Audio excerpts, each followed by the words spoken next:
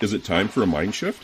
If you don't know what that means, then join your host, Dr. Clint Haycock, a former evangelical Christian pastor and Bible college teacher of over 20 years, along the journey of deconstruction and reconstruction of faith, life, religion, and spirituality.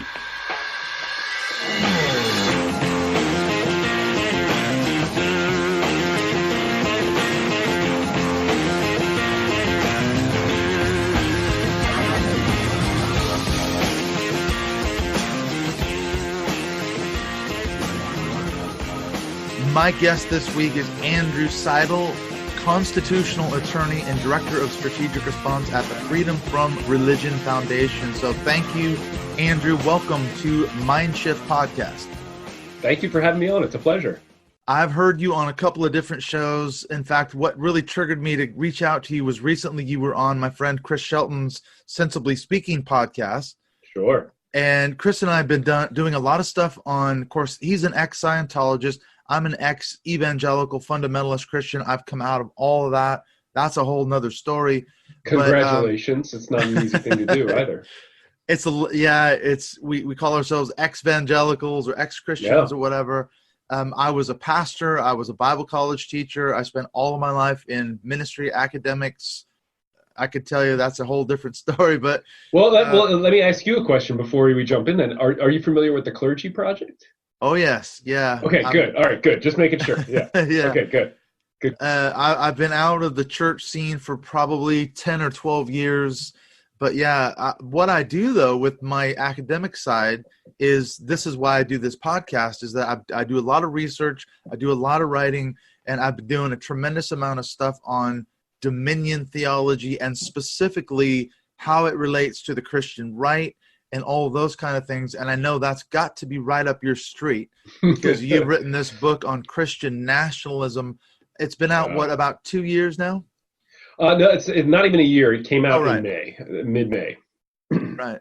Can you tell us briefly what your book is about? Because I know there's this whole thing about the myth of a Christian America and all that. So I'm fascinated to find out what your book is about.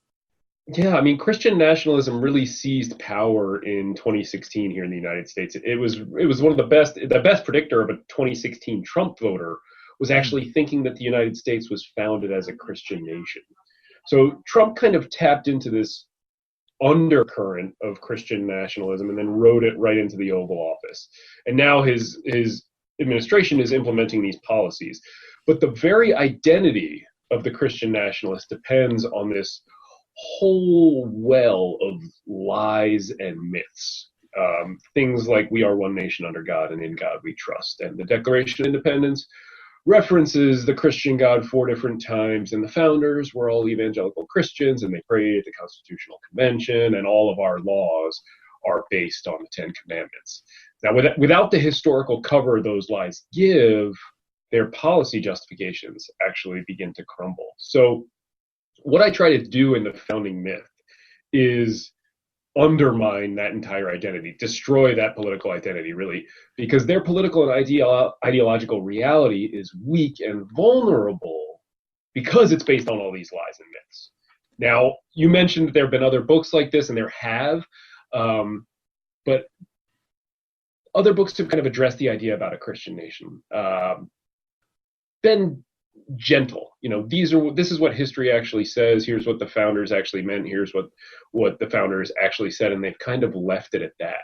But correction is not enough, right? We need better arguments. If correction and facts were enough, Donald Trump would not be president. So this book points out those errors, but then it takes the next step. It goes on the offensive because patriotism has no religion. So this book is really an assault on the Christian nationalist identity.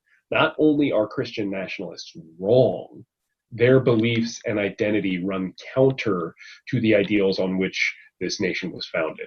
They are un-American. So that's kind of a brief summary of the book. I'd be happy to dig deeper on it, or it's your show, man. Let's dive in wherever you want to go. Well, I've heard you talk about it on a couple of other podcasts. In fact, last night I was just posting up we have a closed Facebook group for our podcast, and I was posting your YouTube video that you did with some of I think the president of the FFRF It was about a year ago, I think, and another woman. She's also she's one of the members of. I can't remember her name. Joyce. I'm trying to think of her name, but anyway, you did a YouTube video. It's an FFRF video, and you talked about the book. This idea that not only is Christian nationalism a myth, as you said, but specifically it's un-American, which goes against what the classic evangelical sort of talking point is, that America was a Christian nation, and B, to be American is to be a Christian. To be a Christian is American. American is a Christian. That's just the way it is. But that you're saying that whole foundation is shaky at best. It sounds like. Yeah, I'm saying that's fundamentally wrong, and you're absolutely right. That their goal is to redefine what it is to be an American. So that to be an American is to be a Christian, and to be a Christian is to be an American. So they're going to redefine America according to the Christian nationalist identity, and then they're going to reshape the law accordingly. That's the goal. And so the way I approach this in the book, if I had to simplify the book down to one question that I was trying to answer, it's this: did Judeo-Christian principles, whatever they may be, positively influence the founding of the United States of America? And the answer to that question is no, they didn't. That we were not founded on Judeo-Christian principles, and it's a good thing, because those principles, and especially the ones that are central to Christian nationalism, fundamentally conflict with the principles on which the United States was built. That's it. And I've heard you talking about the 10 Commandments. I think you go over that in the book as well, don't you? You start breaking down, well, first of all, which 10 Commandments? There's multiple. You find them in the Old Testament, and there are different iterations of these commandments, and some of them are longer than others, some are shorter than others. But if we actually broke them down commandment by commandment, well, I don't know, what's your take on the 10 Commandments, looking at it now as a constitutional lawyer? I know you're not in favor of saying America must be founded on these even though they're in courthouses and they are and high profile cases of tearing them down and keeping them up. And actually, that is where this book really started. I was reading an opinion when I was in law school, actually, and one of the Supreme Court justices said something along the lines of, well, of course, the 10 Commandments influenced American law. And I thought, well, that can't be right. I've actually read the 10 Commandments. I know what they say. That can't be right. And so that was where this started. It started out actually as a law review article that just got really out of hand. And, there are, as you mentioned, the first question we have to ask if we're saying the 10 Commandments influenced the American founding is, well, which 10 Commandments? Because there are 4 sets in any given Bible: Exodus 20, Exodus 34, Deuteronomy 5, and Deuteronomy 27. Now, the set that everybody thinks of as the 10 Commandments, the Charlton Heston coming down off the mountain and smashing the 10 Commandments, those are the Exodus 20 set. They're not called the 10 Commandments in the Bible. That's a different set. That's the Exodus 34 set.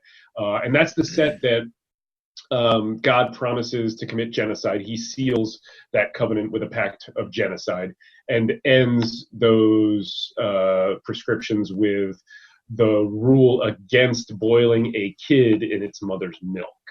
Now that's baby goat kid, not human kid. A child. Yeah. I think people could be forgiven for making that mistake given what the Old Testament looks like. But the point being, most people don't even understand that. And then there are different translations between different religions and different translations of the Bible, and they number the commandments differently. And it's important to pin people down and say, well, which commandments are you saying influenced the founding of America? Because most people can't do that. Now, if we want to actually investigate, and this is what I do in the book, I walk through the Exodus 20 set, the Charlton Heston set, and compare them to America's founding law, every single one of them. And what you really find is that those are not only un-American, but immoral. I mean, let's just take one example. I mean, first of all, they allow slavery twice, okay? They tacitly allow slavery twice, in the Sabbath commandment and in the coveting commandment. In one of the commandments, the third, depending on which interpretation you're looking at, God promises to punish innocent children.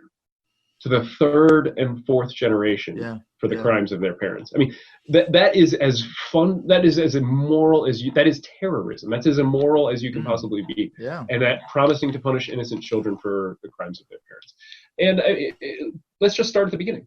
I am the Lord your God, you shall have no other gods before me. That's the first commandment, again, depending on which site you're looking at. That is un-American. Right? You can have in this country your freedom to worship any God you want or no gods is protected. Right? That runs absolutely counter to the First Amendment to the U.S. Constitution, but it is the first commandment of the Christian God. And so to me, I mean, and we find that conflict, that fundamental disconnect throughout the Ten Commandments. Well, and as a biblical scholar myself, okay, even though I'm not a Christian anymore, I still studied Greek and Hebrew. I spent a lot of time in seminary studying these ancient languages. And I remember we took a class when I was in seminary where we spent a whole term studying Exodus 20. So we spent an entire term translating the Hebrew text into English as best we could. This is a master's level, Hebrew syntax. We were getting really into this stuff. And we had to read about 600 pages of corollary material in addition to all of our work in the text of the Hebrew. And what I was really asking was, I thought that the Ten Commandments not only were the foundation of American law, but, like Western civilization. And what we found was actually there isn't much of a trace, even in Western civilization, because I'm over here in Britain. And of course, the Puritans came mostly from America, or from England, to America. So they brought all this ideology and theology with them. And you see all this covenant theology and things like that come. They're looking at America as this promised land. They're like a replacement for Israel. And so many of these talking points are still being repeated today. They are. This is very much, and what I found in studying dominion theology is that it's incredibly pervasive in the mainstream sort of evangelical and even non-evangelical church. Without knowing where these talking points have come from, they just repeat them as, sure, of course America was a Christian nation. Yeah, everyone knows that. I used to think that too until I started reading the Ten Commandments in Hebrew. I've certainly found that most people haven't spent the time to actually thinking about this.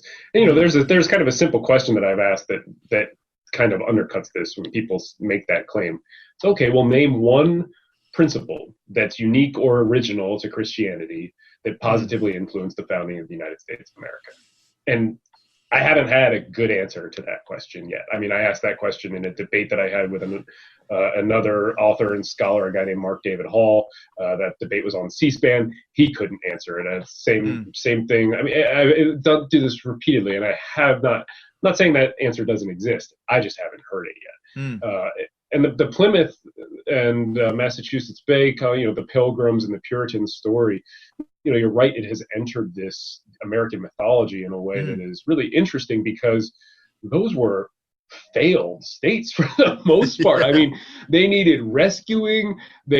People hated living there. And I go over a lot of this information in the book. And when the founders were crafting the Constitution, more than 150 years later, too, which I think we all forget that. We look back and we say, oh, well, that was before there was a Constitution and it was in America. And we think of that timeline as very compressed, but it wasn't.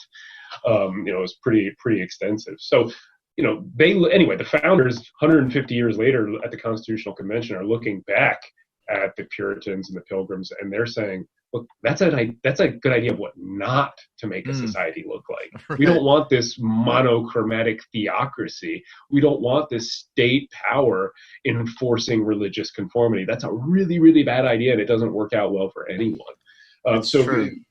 And we treat these as this, shining examples on a hill to torture a metaphor there. And really, they're the opposite. They were what not to do.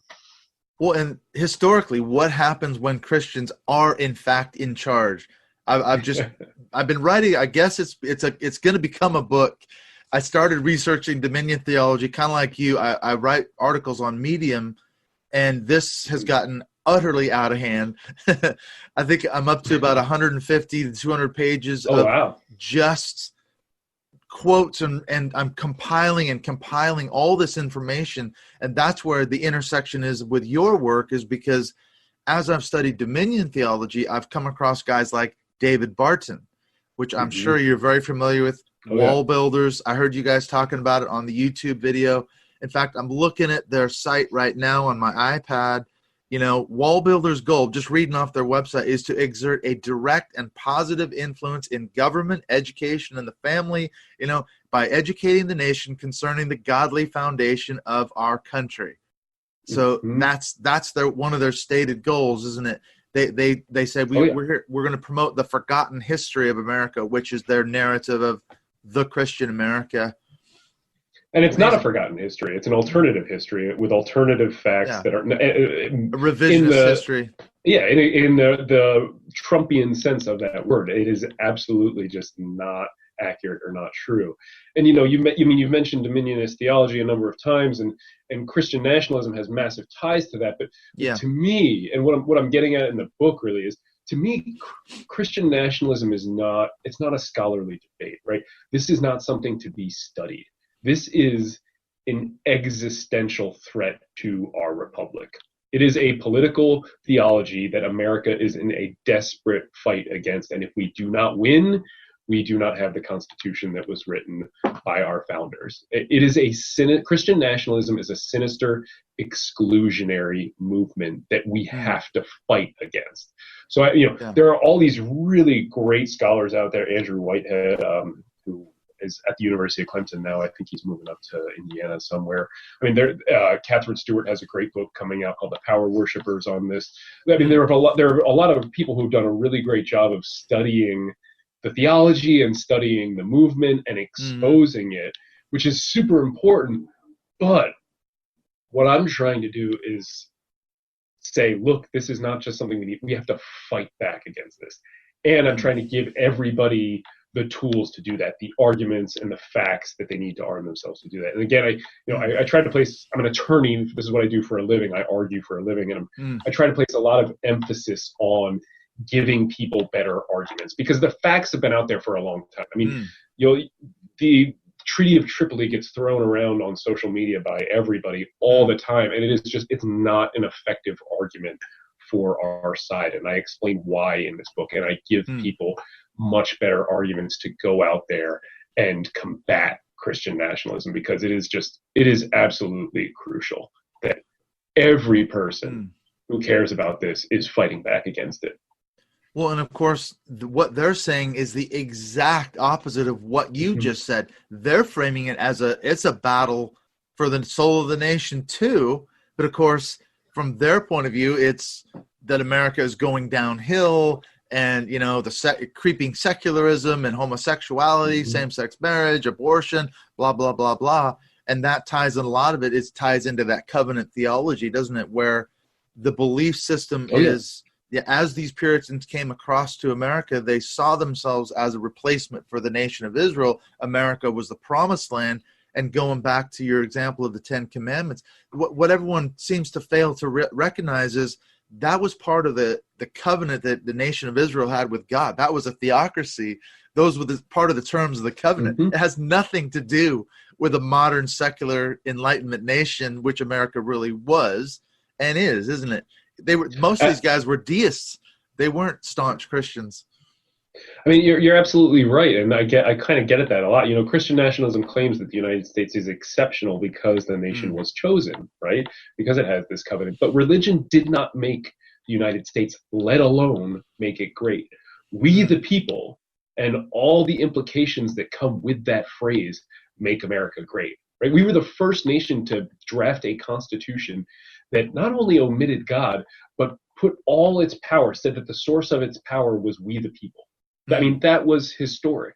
The other thing that the founders did, it was really our unique contribution to political thought and political science, right? We separated state and church. Until America, no other government in the history of humanity had sought to protect citizens' right to think freely by divorcing religion and government. And I think we should be proud of that contribution to the world. But Christian nationalists are doing their best to destroy it.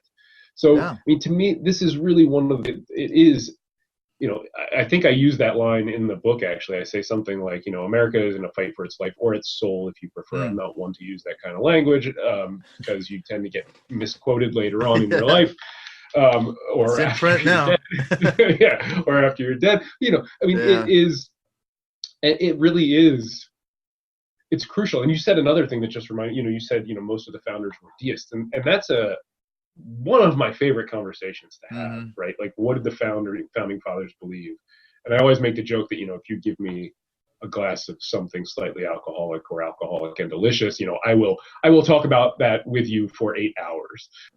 But it's beside the point, right? Because even if all of the founders were evangelical Christians in the sense that we mean that today, and if they absolutely weren't, it wouldn't prove that they built a nation based on the principles of their religion, right? It does not follow logically. So when our side wades into that argument and says, no, the founding fathers were deists, no, the founding fathers were Christian, that doesn't matter.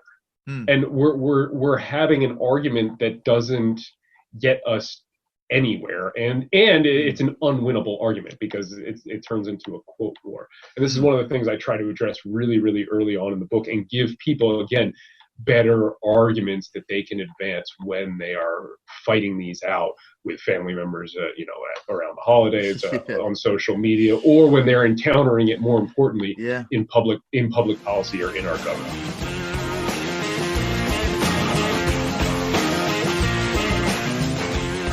Hey everybody, we're just going to take a really short break from this conversation between myself and Andrew Seidel talking about Christian nationalism, or I should say the myth of Christian nationalism. I just wanted to say a really brief, quick shout out. Thank you so much to some of our recent Patreon supporters. I want to give a thank you to Doug Ingram, to Grant Warrens, and Sherry Todd as well for being the newest Patreon supporters of this show. Your support is hugely appreciated. One of the cool things too is it gives you access, if you're a Patreon supporter, to our closed MindShift podcast Facebook group. We do a monthly MindShift Zoom call, and in fact we just had one last weekend. It was really good. We had about 7 or 8 people drop in. We'll have another one next month with Claudine Gallagher, who was on this podcast last year, and that was really good. We are going to be focusing primarily on exploring this topic of how to deal with the anger that you might feel after coming out of a cult or coming out of a religion. How do you process that? So Claudine is going to be really helpful. So I'm looking forward to having that call with her. So what's coming up in the next couple of weeks in terms of episodes? Well, I've got returning guest Chris Shelton.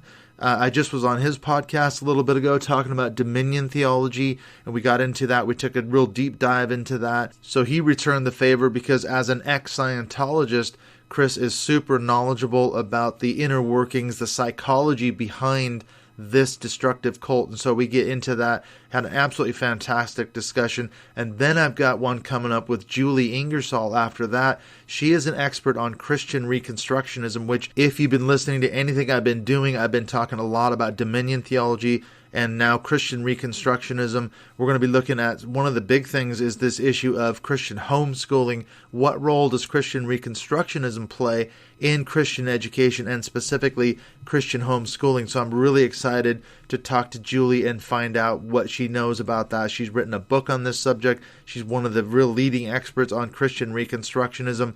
And where it goes, you'll probably be surprised at how far this movement, along with dominion theology, has infiltrated not just the mainstream evangelical church in America and the world, but of course politics, government, schooling, education. It's shocking how pervasive this stuff is. So I'm really looking forward to talking to Julie. I'll just say real briefly before we get back into the chat with Andrew Seidel, how can you get a hold of me? You can follow me on Twitter at MindShift 2018. You can also look up the MindShift Podcast Facebook page. You can get a hold of me in terms of social media. Those are probably the 2 best platforms, either Twitter or Facebook. And so that's how you can find me. Also, just one last favor. I want to ask, if you believe this show deserves a good rating, please head over to iTunes. Give this show the star ranking that you think this show deserves. Tell your friends about it. Tweet it out. share it on social media, get the word out, help people to understand what is going on in their world today, not just in terms of Christian Reconstructionism and all that, but Christian nationalism, the cults. That's what I've been working on. So let's get back into this chat with Andrew Seidel as we dig deeper into the myth of Christian nationalism.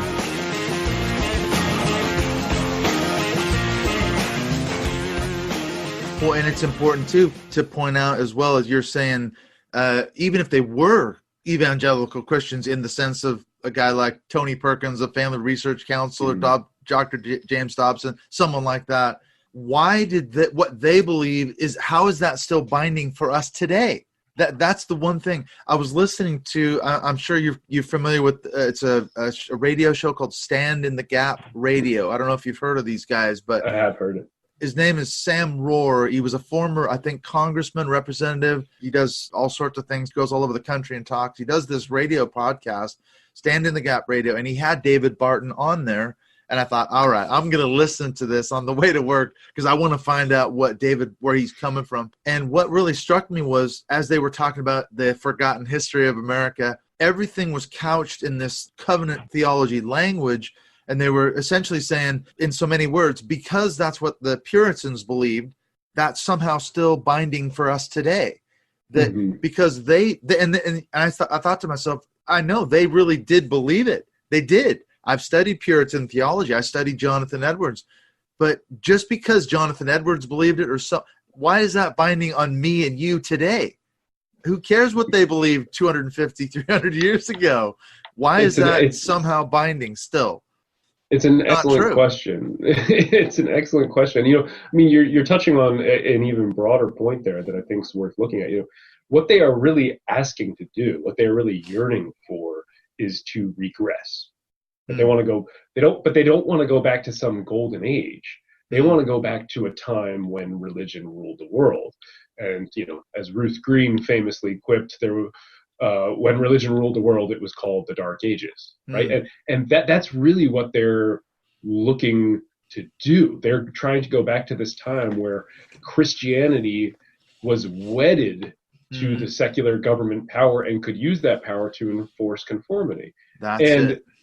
And what you're seeing now, we're in this really fascinating point because demographics are shifting rapidly away from Christianity here in America. And I think that's one of the reasons that you're seeing such vocal and violent opposition from the Christian nationalists, right? So as America nears the tipping point at which Christianity's power and privilege are reduced to equality, the Christian nation myths are going to be trumpeted more and more and more.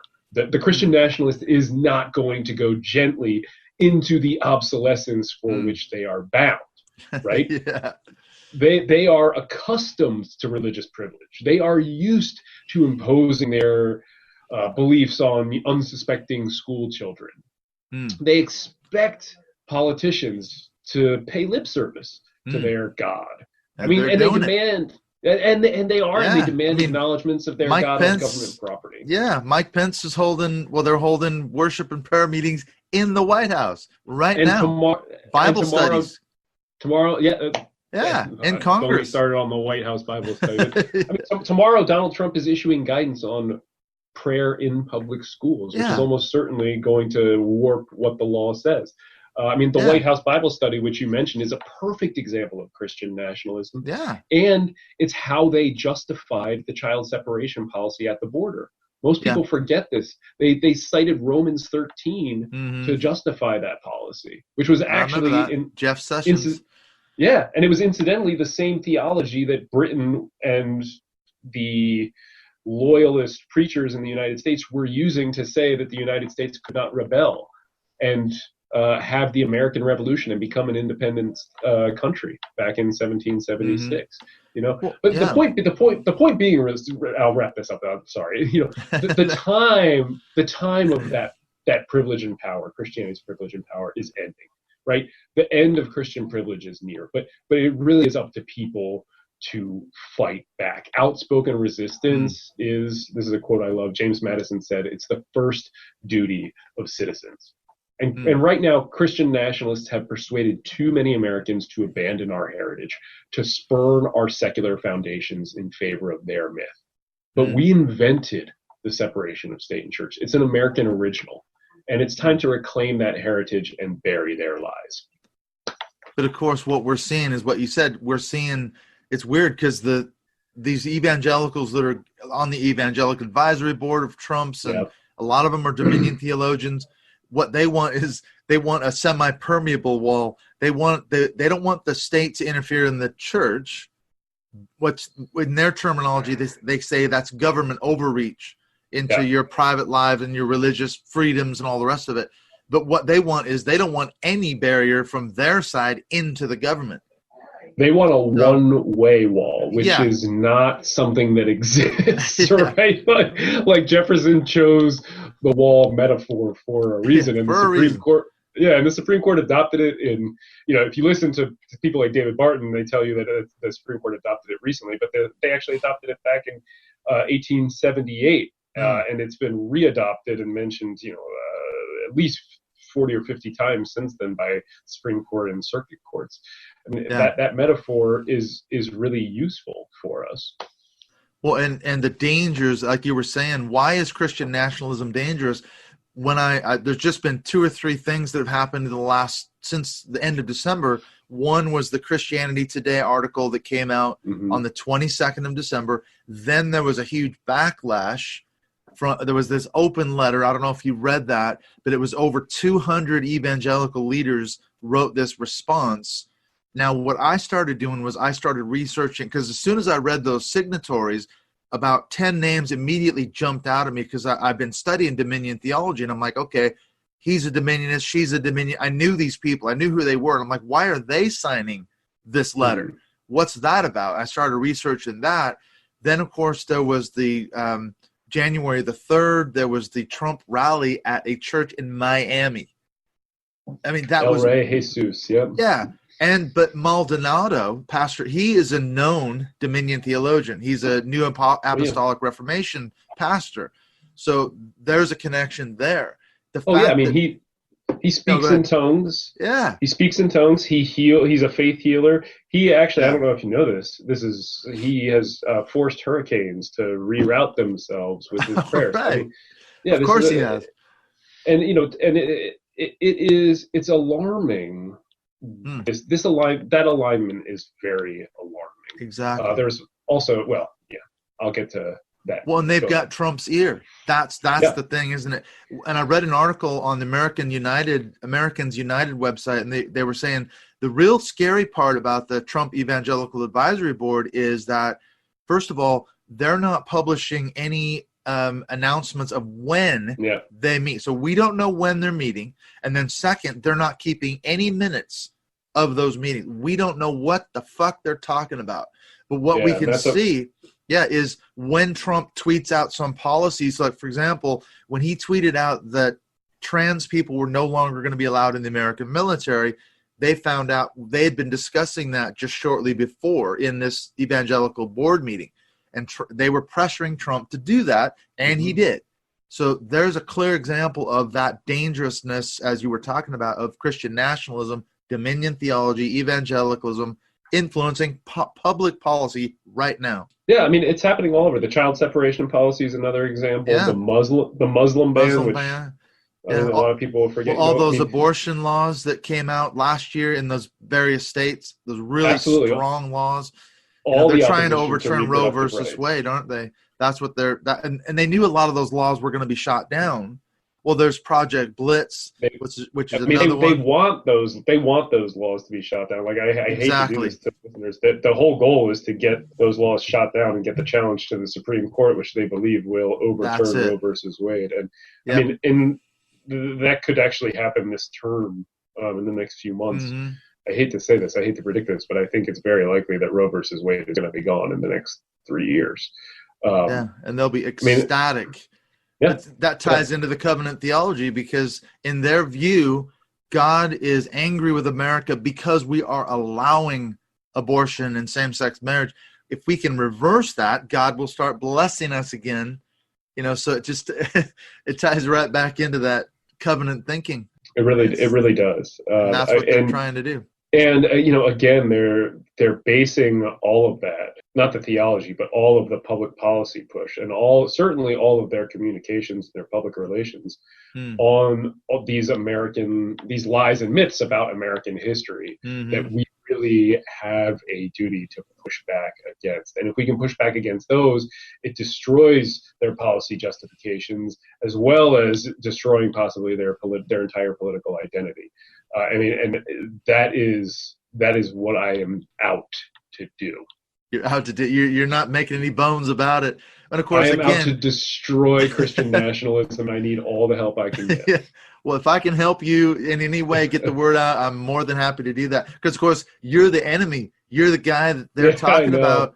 I was researching the Alliance Defending Freedom, which is essentially, as far as I can tell, it's the exact counterpart to the FFRF.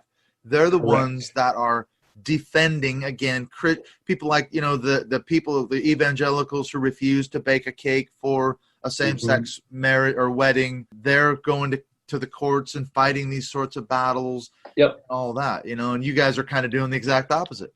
And just to give you an idea of what we're up against, I mean, it is a David and Goliath story, really. I mean, the 2018 budget for the Alliance Defending Freedom was $55 million, which is, I mean, that's 10 or 11 or 12 or 13 times what FFRF's budget is. They have 35 to 40 lawyers on their staff, and then they have a cooperating attorney network of something like 2,000. And this is a massive organization. You put all the groups like FFRF and on FFRF's side together, and we aren't that big. And so we really do need a lot of help. The good news is, I know that's probably scary to a lot of people, the good news is we're right. And not only are we right, but we're also winning. We're winning in the courts, though I expect that to change as Trump continues to poison the court system. But more importantly, and I say this to people all the time, we're never going to win this fight in the courts, really. We're going to win this fight with demographics. And the demographics are absolutely shifting in our favor. We are going to win that fight. And we're seeing a lot of people think, okay, this is the last gasp of evangelicalism, fundamentalism, dominionism, whatever you want to call it. They know that because I was listening to an episode of Stand in the Gap. They had Stephen Strang on, who's the founder of Charisma Magazine, Charisma Media. And he said that they were talking about the Trump vote in 2020. And they asked him, what's at stake in 2020? And he said, everything's on the line. It's all or nothing for evangelicals. If he doesn't get reelected, basically we are screwed. We are totally 100% screwed. You have to vote for Trump. And they said, do we have a choice? And he said, no, we don't have a choice. That's how stark it is. That wraps up kind of everything we've been talking about in a bow. I mean, even going back to the Puritans and the Pilgrims, the reason they want Trump and the reason they want that type of government is because they want to use the machinery of the state to impose their religion on everybody else, right? The goal is to stem the demographic tide that is fleeing Christianity and use the machinery of the state to enforce conformity. That is the end goal. I mean, we're not. The end goal is theocracy. It's 1984. That's what we're battling against. They're not going to win, but that's why they want an ally or a useful idiot or a puppet, whatever the phrase you want to use, like Trump in the White House, who will do the evangelical, the Christian nationalist. Absolutely. Well, in that open letter, in my article on Medium, I said they gave away the whole game because what they said was, the reason we're supporting Trump is he's delivering on our agenda. And I'm like, there it is. That's as bald as you can state it. That's what they said. And they went through judges they did it right, and all they the did rest it right at the beginning of the rally shortly after that when they I've heard the allusion to or the analogy between Trump and Cyrus from evangelicals before, but they said it with Trump on stage to him at the beginning of that rally. That they're saying they're saying he's a bad dude, but he's doing the right thing for us. So we're going to go ahead Cyrus and all that. Yeah, he's God's prophetically chosen man. He's the disruptor. He's the God's chaos candidate. On and on and on. That's the stuff I'm researching. People like Lance Wall now and other people, and they're teaching Bible studies in Congress right now. Well, they are, this may irritate you just because you understand the theology and you're so deeply immersed in it and studying it. But one thing that I would encourage everybody to do, at least when you're messaging on this stuff publicly, when you're talking about it, is not worry about the differences between dominionism and Seven Mountain dominionism and theocrats and theocracies and evangelicals, and stick to the phrase Christian nationalist or Christian nationalism. It's more helpful. It's really a lot more helpful, and it encompasses the problem with this identity right off the bat, and people can understand it not just at an intellectual level, but at a gut level too. Morning Consult, a polling outfit, did a study. I think it was, I want to say last April, and they found that 48% of the country thought that Christian nationalism was a real threat to the United States of America. Wow. And I talked with the authors of that study, and I said, what were the numbers before Donald Trump? Because that's what I want to know what the increase is. And they said, we didn't even know to ask the question before Donald Trump. Nobody knew what Christian nationalism was. So, this is something that everybody can understand. If you say, look, there's a Seven Mountain Dominionist teaching a Bible study to the U.S. Congress, they're like, okay. But if you say there's a Christian nationalist teaching that has a much different flavor to it. People can understand at a gut level what's wrong with it. So I try to encourage everybody, and there's all those fun terms that people like to throw around, like Christo-fascist and Talibangelical and all that stuff. Yeah. Stop it. It's fun. Go with Christian nationalist. It's not helping. Yeah. Okay. I know you have to get going. So just as we close then, how can people find you on Twitter? Is that your favorite sort of platform, social media wise, or? I'm on all the interwebs. You're there. I'm Andrew L. Seidel on Facebook, on Twitter, on Instagram. I would really encourage people to, the Freedom from Religion Foundation is ffrf.org. We are on the front lines of this fight. We have 30,000 members, and we depend on your membership dues to do the work of fighting Christian nationalism. But it's not just, it's important for us to have members for a bigger reason, not just for the money, which is obviously crucial, but we need people to join their voices with ours. Because when we write a letter to Mike Pompeo or Donald Trump, or when we go into a congressional office and we're able to say that we represent 30 people or 300 or 3,000 or where we are right now, 30,000, right? That is powerful. And the more people who join their voices with ours by becoming members, the more influence and impact we can have. So I really encourage everybody to join FFRF. It's only $40 a year. And I mean, it's a small price to pay when you consider the damage that the Trump administration has done to this country. So beyond reading your book, people should join the FFRF, support the work that you guys are doing. It's really important work, isn't it? And I find it hugely ironic as an ex-evangelical to say that only because 15, 20 years ago, you'd have been my enemy. I know, yeah. You would not have liked it. And guys like you provide that fodder for people to say, see, they're the ones trying to tear down all the good work and God's kingdom and all the rest of it. But now it's like, wow, that is super important. Absolutely. So thank you for the work you're doing. Thank you for putting this book out there. Thank you for talking to me, spending some time out of your busy day. Oh, it was my pleasure. Thank you for having me on. I really, really appreciated the conversation. Yes, thank you, Andrew. I will speak to you later. Take care. All right, bye-bye.